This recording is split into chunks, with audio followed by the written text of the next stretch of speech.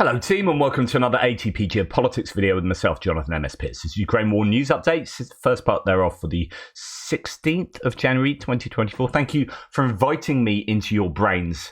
It's not an invasion. No, I appreciate that, and I do spend an awful lot of time with you guys. Well, at least those who aren't unique visitors to the site. Anyway, let's get on with it. Enough waffle. This is the Ukrainian General Staff figures for the Russian losses for the day before. All the usual caveats apply. You can find them in the description to the video below. So this is a very significant day. We are seeing numbers being posted that are a good deal higher than we've seen over the last week or so. We are over 1,000 personnel loss for the Russians. That's 1,110. That's a really high number.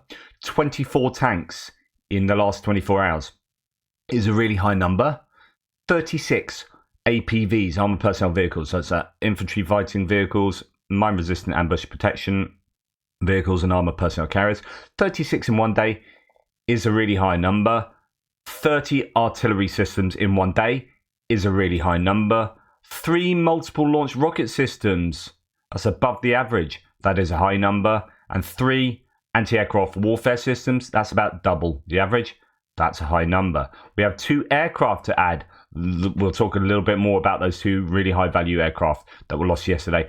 33 vehicles and fuel tanks is a high number, and 9 pieces of special equipment is a really high number in that category as well. So that is an absolutely fantastic day for the Ukrainians in terms of their war efforts, if it is to be believed. And even if you took 25%, but a third off that, 20%, 30%, whatever you think is an over-exaggeration or inaccuracy in the statistics, those are still really significant numbers. So I think whichever way you slice and dice these stats, Russia had a bad day yesterday. The question is always, well, how did that compare to the Ukrainian losses? I can tell you the Ukrainians didn't lose 2 incredibly high-value air assets yesterday.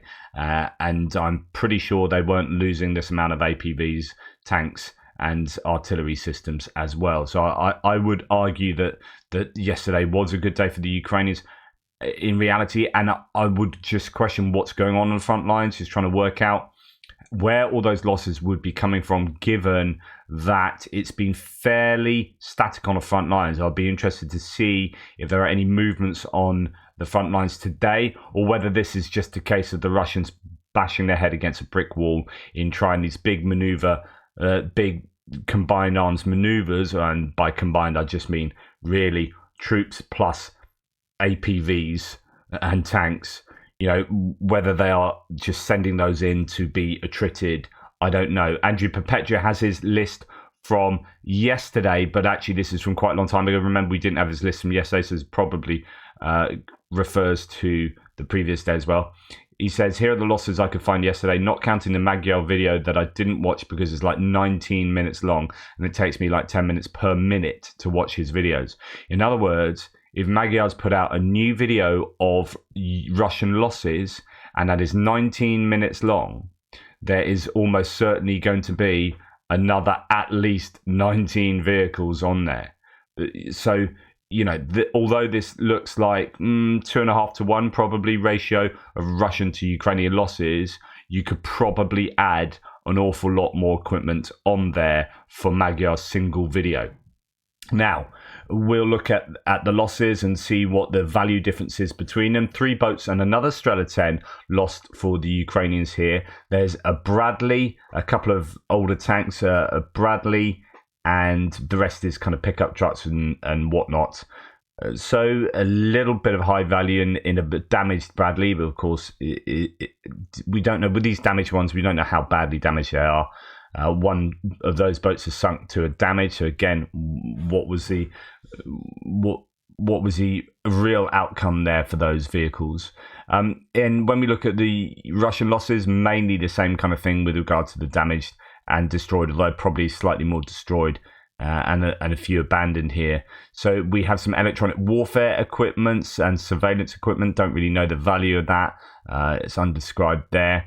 A number of tanks, variety T-80s, T-72s, a bunch of infantry fighting vehicles, and even more APCs, and that's a large number of APCs. suggesting some kind of maneuver. All of this sort of equipment there suggests that the Russians were trying some offensive maneuvers yesterday, and they appear to, as I keep saying, lose far more equipment when they are on the attack than when they're on the defense. And therefore, this period of defense for the Ukrainians over the winter, spring, and who knows, maybe even further, it might be that the Ukrainians don't mount a major offensive until 2025, although there's also been this claim that they need to take X, Y, and Z before October of this next year. So there are different theories and rumors going around, but this period of active defense ends up being very useful for the Ukrainians given these sort of attrition rates. And remember, Magyar's video is not added to that. Now let's go back to those two planes, the IL-22 and the A-50, really high value command and control and radar planes. Radio Nuke says, we know the IL-22 made an emergency landing at Anapa International Airport. However, this is quite the radar tape. From Telegram, quote, soldiers of the Air Force of the Armed Forces of Ukraine destroyed the enemy A-50 long-range radar detection aircraft and the IL-22 enemy air control post. Thanks to the Air Force for this excellently planned and conducted operation in Azov region. So here we have a number of planes doing their thing there. I'm not 100% sure what this shows, other than there's a plane that disappears here. So we have 4 planes circling around there, and then one disappears just there, and then another disappears and reappears, it disappears again, and then we're left, so who knows exactly, what is entailed by this. The claim is that the IL-22 did do a crash landing, and there are different theories as to how much damage was done to this. So this is a photo that did come out. The vertical stabilizer of the Russian IL-22M pictured here at Anapa Airport after taking a severe missile hit over the Sea of Azov. The Ukrainians are claiming this is destroyed and that it is beyond, you can see all of the shrapnel here. They say it is beyond repair. If this is the tail, you could read this both ways. This is either the lightest part of the damage or it's the heaviest part of the damage. Now, if they are in the air saying we need ambulances and fire trucks, then you're assuming that that plane was on fire when it landed. I'm thinking it's more plausible that this machine is beyond repair, given that, you'd have to replace this entire tail part here. I imagine that the worst of the damage is further up the plane. Now, satellite images of the A-50 and IL-22 route from yesterday, the Su-30SM accompanying the A-50 radioed that someone had fallen like a candle and that a large fire had broken out on the ground. So again, that tells you something as well. Justin Bronk, who's the Royal United Services Institute expert on aviation. He's a really good voice in this war. From a Ukrainian clip, range from the nearest likely forward location for a Patriot launcher is about 140 kilometers from where the A-50 orbit was when reportedly shot down. A long shot, but should be within the envelope for a PAC-2 GEM and a PAC-3 MSE missiles. High risk, but what a result if confirmed. So this is someone you need to pay attention to. They're saying, right, it is at the edge of the range for a Patriot system. And this is exactly where I was saying a Patriot should be placed, near the front line to take out anything operating within this. Unfortunately, at the time, it was where all sorts of aviation was happening because of the Ukrainian offensive. Now that's sort of ground to a halt. It's almost like Johnny come lately. However, if it's taking out an A-50, then that is a really good return on that risk investment. This is potentially a successful Patriot positioning and strike, and that's coming from Justin Bronk. So I'd take that fairly seriously, but it is fairly high risk, and as he says, it is a long shot, so who knows what happened. But the Ukrainians are claiming that they shot it down somehow. There are rumors that there were things placed inside the planes that made them that either spoofed Russian air defenses or something. There are all sorts of different rumors going around. The Russians are claiming that the SAS were inside. The SAS were operating somewhere in here and shot these planes with manpads themselves. That's never going to have happened. But Anyway, so this is just this is a comment, and take it for what it is. It's just a comment on my YouTube channel from Glyn Dukes, but thank you very much, mate, for saying, for commenting. So to cut down on speculation regarding the A-50, Russian stupidity confirmed. Satellite tracks of its flight path show it as far north as Berdyansk. OMG, WTF. What the heck are they doing pushing it so far forward? It's at the limit of a Patriot's range, but flying high in thin air, the Patriot has clearly got the reach. In other words, less air resistance when you're flying high up, I presume here, which means that you don't need as much fuel, which means you can, fly further. Depending on exactly where the battery was located, it looks like this can be a new record for a successful wartime intercept of an aircraft. AMRAAM-D still holds the record for longest ever, but that was under peacetime test conditions. This would never have worked against a maneuverable fighter, but against something that this big and slow, Patriot has the kinetic energy to get there. Utter recklessness on the part of the Russians pushing the A-50 so close to the front line. This should not have happened. Now the speculation can shift as to why it was so far forward. Maybe the radar on the A-50 isn't as good as they say it is. Either way, you would think there are some folks at Raytheon have cracked open a can or two, so the manufacturers of Patriot, and are now pestering the Guinness Book of Records to get themselves an entry. I think, this is eminently plausible. Now we're hearing this morning that about 11 to 12 pilots were dead as a result of the destroyed A-50 and the IL-22, depending on how destroyed that was. In today's 323, we will try to answer the question about the attack of 3 of our aircraft in the Sea of Azov, so 3. This is from Fighter Bomber, the Russian pilot who is active on the front lines or in the war in Ukraine. So I'd take what he says fairly seriously. The question is quite logical. We will answer anyway. We'll try. According to my information, the Ukrainians have nothing to do with the loss of the A-50 aircraft. And I really hope that this time the commission for the analysis of the disaster will not F the pilots for weather reports and will not require signatures in the logs for checking the logs. It will not F the pilots at all, but the direct culprits of the tragedy. According to others, 11, according to other sources, 12 military 11, but according to other sources 12 military pilots died. So the claim is interesting here that 11 to 12 pilots died, so I'd say that's at least what's happened, but B, that previously pilots have been blamed when it's not been their fault and have had to sign logs in order to kind of admit their culpability. I think that's how I interpret that. So again, the truth doesn't come out here from Russian activities involving the Russian air disasters, I guess. In a northern military district, unfortunately, the worst and most dangerous enemy for the aerospace forces has become our air defense. So this is really openly claiming that it's their own air defense that is responsible. It always hits you in the back. It is impossible to protect against it or somehow provide for it or take it into account. But something needs to be done about this. No one is to blame, and this is a coincidence will not work here. So that is still the narrative from the Russians and from a fairly reliable source in some sense. So when there are losses, Fighter Bomber admits those losses, then they're generally at least true, true to at least that extent. Whether we can believe Fighter Bomber for his narrative as to what took place, that it definitely was air defense, I don't know. I just don't know. Both claims are plausible, but when you've got Zelensky now claiming as well it was the Ukrainians, well, certainly that these 2 planes were lost, I just don't know. Ukraine's main intelligence directorate confirms my tweet of last night. Moving on to a different subject now.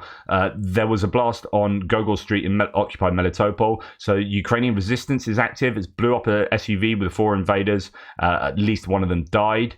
I think that was reported on Ukraine, the latest yesterday as well. Breaking, a Russian Su-34 has had to take evasive measures to avoid a missile, according to a radio intercept a few moments ago. The plane was over the Sea of Azov. So again, Sea of Azov, something's going on. Can that be explained by air defenses again misfiring, or is it Ukrainian air defenses? I don't know. Right. It's been 2 full weeks since Gerasimov has been seen alive. He is dead. Now, I am definitely not one for conspiracy theories, but there was this claim that Gerasimov was in Crimea when the big strikes from the Ukrainians took place on Crimea, and there are these claims that he died. And then it all kind of came from this anonymous Telegram comment, really, that then I think, was it Visegrad picked it up? and then it went a bit viral, and then everyone's talking about how Gerasimov has been killed.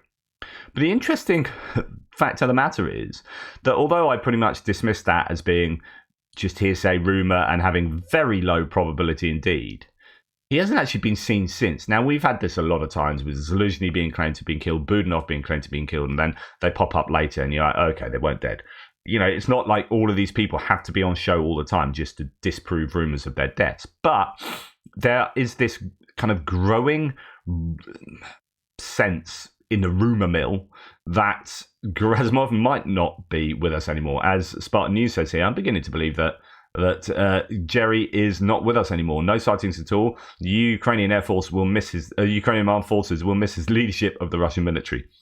I don't know. I would add to my very low probability of him being killed in that strike, which was probably something like about 5%. I'm just kind of pulling that out of my posterior. I'd add a couple of percent onto that, so it might be like 8% now. Now we haven't seen him for a couple of weeks. That strike did get him. It's highly unlikely, but possible, I guess. Let me know what you think. And then just a bit more footage. I'll add to the linked footage that remember, you can always see this see these videos in full by clicking on the links in the description below.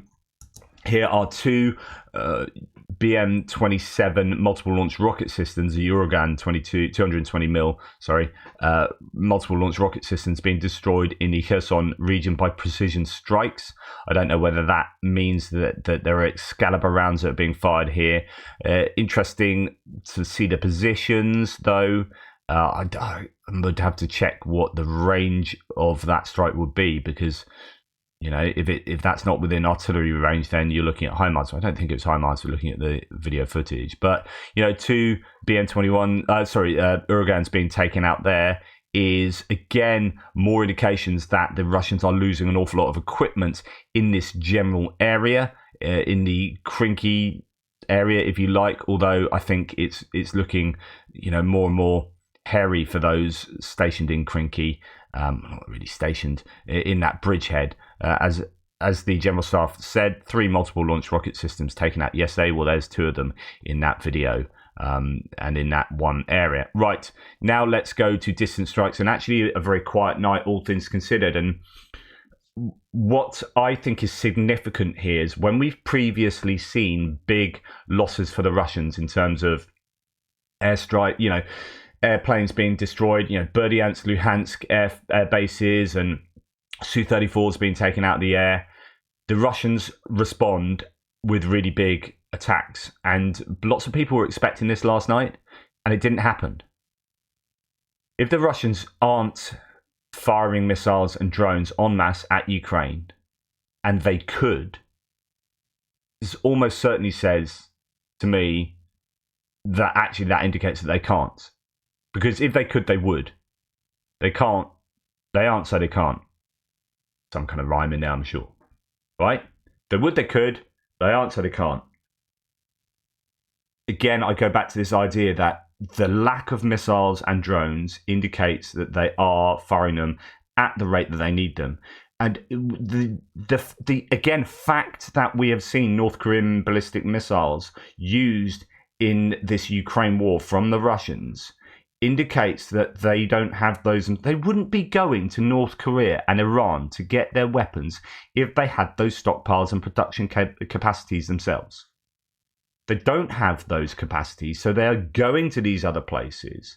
In fact, the foreign minister, the North Korean foreign minister, was in Moscow yesterday, and what did he say? This is what the was it Sergei Lavrov said, what the Russians have said. North Korea is our closest neighbor and partner, with whom we are developing and intend to further develop partnerships in all areas. That's Peskov, Dmitry Peskov. Right, so yeah, who are your friends? Russia are in such a desperate position that their closest ally and partner is the biggest pariah nation in the world. Like North Korea, that has very limited ability to produce, you know, an economy that is basically non-existent. It's an entirely command economy, or, you know, communist. Just, it's says an awful lot if they're your best mates, right? It's Iran and North Korea. They're your best mates. That shows what position you're in. But if you're cozying up to them and saying, yeah, we've got this great partnership with them, it means that you need that partnership. If you are in this great power position, your rhetoric wouldn't be inviting North Korean foreign minister over to Moscow and saying, these are our closest partners. That's the sort of thing the US says to like the UK or Germany or something like that in these big power plays in the world, which is like, yeah, you are important to us and we are important to you, and this is communicating that to the world. If you're trying to communicate that North Korea really are important to you, it means that you need them, right? And if you need North Korea, it means you aren't being able to make missiles at the rate that you would like to fire them. So when we go back again, it's about piecing all these bits of the pieces of jigsaw together to form this greater, more accurate picture. When we look at this lack of missiles being fired into Ukraine fairly consistently at the moment, then this tells us that Russia are in missile trouble. Now, it's not to say they won't be able to get hold of them from these nefarious actors.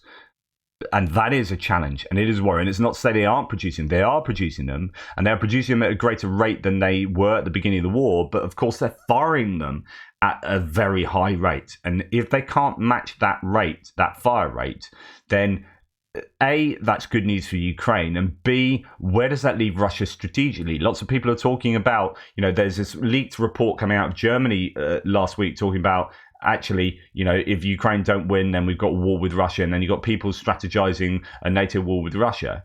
If they don't have the strategic stockpiles of missiles to fire, Poland could, my opinion, it stays the same. Poland could defeat Russia, at least in a ground war at the moment, relatively easily. So when you talk about the whole might of NATO, Russia in a very vulnerable position. Anyway, Voronezh in Russia last night, explosions. So Voronezh was targeted. A series of explosions have hit Voronezh. Sounds like a drone attack. One of the blasts was caught on camera. Well, just about.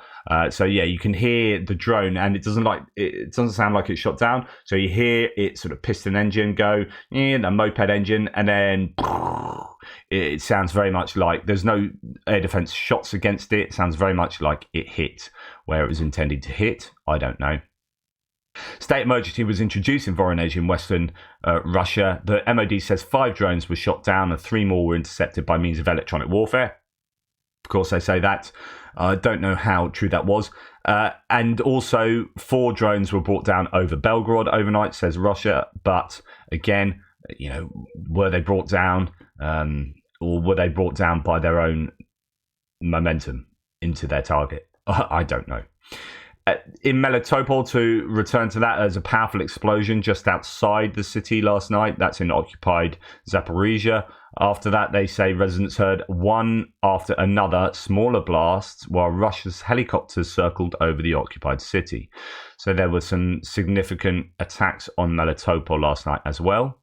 Ukrainian military intelligence notes a shift. I've reported this to you. Many people have said this, but just to reiterate it, to kind of send this home as an idea. The Ukrainian military intelligence notes a shift in Russian targeting, moving from Ukraine's energy sector last winter to its defense industrial facilities this winter, with a threat of the energy sector looming. So they might still strike energy facilities, but at the moment they're really going for the defense facilities inside Ukraine. Now, moving on to other bits and pieces, there's been an accident at the Magadan CHP, so that is a combined heat and power plant in Russia. I think that's what that stands for. The temperature in Magadan is minus 29 degrees centigrade. Whew. Residents report that in various neighborhoods of Magadan, there is weak pressure or no hot water at all. The batteries are cold. So again, we have this issue right across Russia in many different places concerning their own energy infrastructure and I guess the quality and standard of life of their own citizens must be terrible at the moment in many of these places, especially when you look at somewhere like that. I mean, this is unbelievable to me. So, as Tim White says, this is what Russia has become under Putin. Of course, this can be just anecdotal, but there seems to be a lot of footage like this coming out. All the money goes to the war. Meanwhile, this video shows the inside of a block of flats in Kolyma region. This is what corruption looks like, he says. Not the января. Вот так вот у нас все происходит. Just look at that. Look at that.